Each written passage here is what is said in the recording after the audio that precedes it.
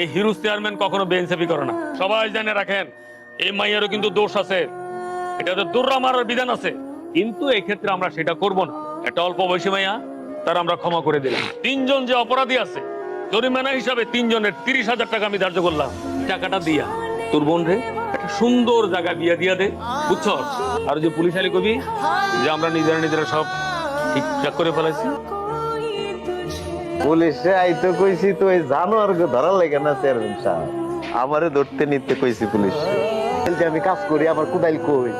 কোদাইল খেতে না, আর ওই খেতে ওই শুয়োরের বাচ্চাকে বডি করে দিচ্ছে। তিনটারে কল্লার থেকে বডি আলাদা করছি, কোদাইল দিয়া কোপায়া ওই খেতে ফেলাইতে একটু কোদাই। তোরা দিবি আমারে বিচার, আমার বোনের ন্যায্য বিচার দিবি তোরা। হাতে বিচারের ক্ষমতা, এই আমি বিচার পাবো কচু, তোরা তোমার হাতে কচু ধরাই দিবি। নিজের হাতে বিচারটা করছি।